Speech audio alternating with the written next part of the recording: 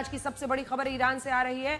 Russia की सरकारी news agency टास ने ईरान के राजदूत के हवाले से यह दावा किया है कि ईरान अमेरिका से तभी बातचीत करेगा जब इस बातचीत की मध्यस्थता रशिया कराएगा। यह बयान तब आया है जब ईरान ने पाकिस्तान के मध्यस्थता कराने के दावे को गलत और बेबुनियाद बताया है। ईरान का कहना है कि पाकिस्तान ने अमेरिका का संदेश तेहरान तक जरूर पहुंचाया, लेकिन ईरान ने अमेरिका से अब तक कोई बातचीत नहीं की है और क्योंकि दोनों देशों के बीच कोई बातचीत ही नहीं हुई है, इसलिए पाकिस्तान के मध्यस्थता कराने का दावा सही हो ही नहीं सकता। यानी सोचिए, युद्ध कौन लड़ रहा है, युद्ध में कौन कौन से देश शामिल हैं, कौन कौन से देश आपस में लड़ रहे हैं, लेकिन इन सब से दूर पाकिस्तान अपनी बेइज्जती करवा ही लेता है।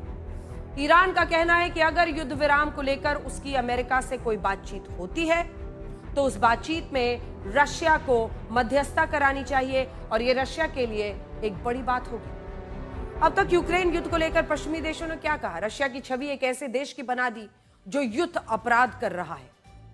इसके लिए रशिया पर 26,000 से ज्यादा प्रतिबंध लगाए गए। 26,000। आज अमेरिका और इजरायल ने हमला किया है ना ईरान पर, एक भी प्रतिबंध नहीं। लेकिन रशिया ने जब यूक्रेन पर हमला किया तो 26,000 प्रतिबंध लगा दिए और इंटरनेशनल क्रिमिनल कोर्ट ने रशिया के राष्ट्रपति व्लादिमीर पुतिन के खिलाफ अरेस्ट वारंट जारी किया। यानी रशिया को एक ऐसा देश बना दिया गया जो दुनिया की शांति का दुश्मन है। लेकिन सोचिए, आज क्या हो रहा है? आज जब ईरान में अमेरिका के युद्ध के कारण पूरी दुनिया कच्चे तेल की किल्लत से जूझ रही है, तब ईरान इसी रशिया को मीडिएटर बनाना चाहता है।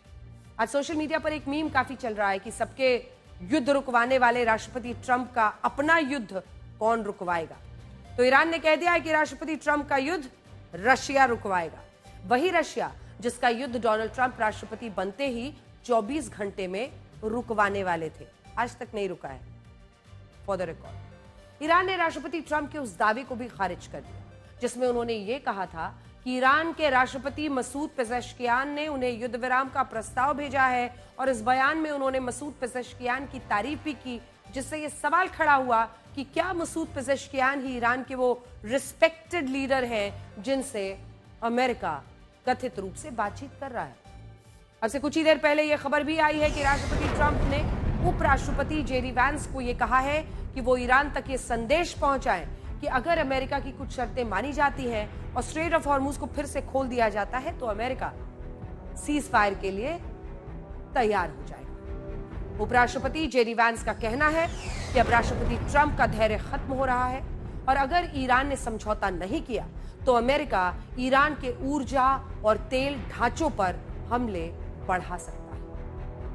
यह भी बताया गया है कि उपराष्ट्रपति जेडी वैंस सीधे ईरान से बातचीत नहीं कर रहे, वो बीच में कुछ देशों के जरिए ईरान तक संदेश पहुंचा रहे हैं और ईरान कह रहा है कि अमेरिका की सारी मांगे बकवास है और अगर अमेरिका इस युद्ध को खत्म करना चाहता है, वाकई खत्म करना चाहता है, तो उसको 5 शर्तें तो माननी ही होंगी। इनमें सबसे बड़ी शर्त है ईरान को चाहिए सुरक्षा की गारंटी। भविष्य में उस पर कोई युद्ध नहीं थोपा जाएगा, उसे इस युद्ध का पूरा मुआवजा मिले, स्ट्रेट ऑफ हॉर्मुज पर ईरान के दावे को कानूनी मान्यता दी जाए। अब देखिए, स्ट्रेट ऑफ हॉर्मुज को कानूनी मान्यता देने का मतलब ये होगा कि अमेरिका ने जहां से इस युद्ध की शुरुआत की थी उससे भी नीचे वो चले जाएंगे, क्योंकि तब तक तो टोल वसूली की इजाजत नहीं थी ईरान को वहां पर।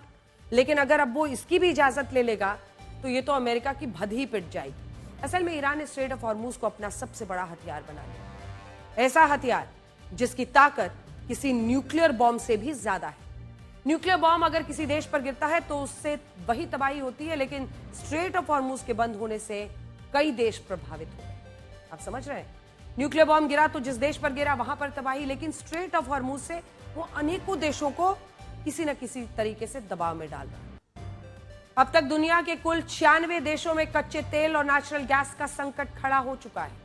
इसकी वजह से इन देशों में न सिर्फ महंगाई बढ़ रही है, बल्कि इसका सीधा असर विकास, लोगों की नौकरियों, उनकी खपत पर बुरा असर पड़ रहा है। ईरान ने दुनिया की आर्थिक नस का गला दबाकर स्ट्रेट ऑफ हॉर्मुज को स्ट्रेटेजिक बॉम्ब की तरह इस्तेमाल किया है, जिसका अमेरिका के पास अभी कोई जवाब नजर ही नहीं आ रहा। हालांकि राष्ट्रपति ट्रंप के लिए कहा जाता है कि वो इस युद्ध में मैडमैन थ्योरी को अपना रहे हैं। क्या है ये मैडमैन थ्योरी? ये वही थ्योरी है जिसे वियतनाम युद्ध में रिचर्ड निक्सन ने अपनाया था।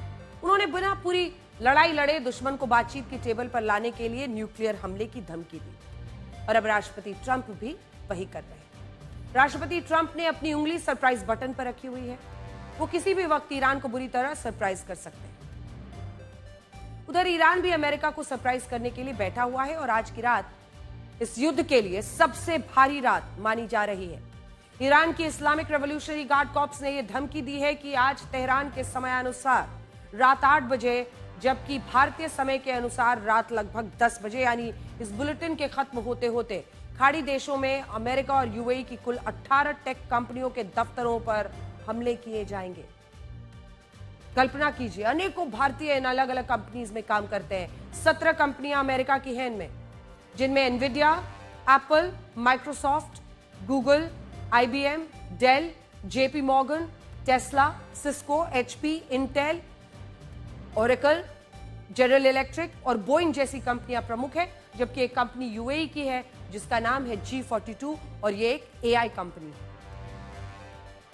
आईआरजीसी ने इन कंपनियों के दफ्तरों को एनिमी टेक्नोलॉजी इंफ्रास्ट्रक्चर माना है और इन्हें निशाना बनाने के पीछे 2 बड़ी वजह बताई है। पहली वजह है सैन्य मदद का आरोप। ईरान का कहना है कि अमेजॉन, माइक्रोसॉफ्ट, गूगल जैसी कंपनियां इजराइल और अमेरिका के सैन्य ऑपरेशन में तकनीकी सहयोग दे रही है। दूसरी वजह है ड्यूअल यूज इंफ्रास्ट्रक्चर।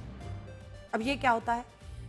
ईरान का आरोप है कि इन कंपनी के जो दफ्तर हैं, उन दफ्तरों को मिलिट्री ऑपरेशंस के लिए इस्तेमाल किया जा रहा है और अमेरिका के सैनिक इन कंपनीज के दफ्तरों से छिपकर इस वक्त ऑपरेट कर रहे हैं, क्योंकि उनके जो सैन्य ठिकाने थे उसको ईरान ने तबाह कर दिया। और इसी वजह से अब से कुछ देर बाद रात को 10 बजे से ईरान इन दफ्तरों पर बैलिस्टिक मिसाइल्स और कामिकाजी ड्रोन्स दागने वाला है।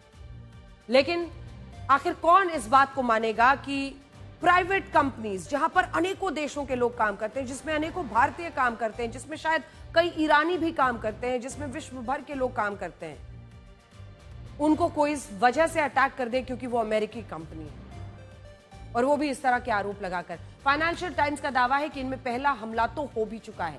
फाइनेंशियल टाइम्स के हवाले से ये खबर हम आपको बता रहे हैं।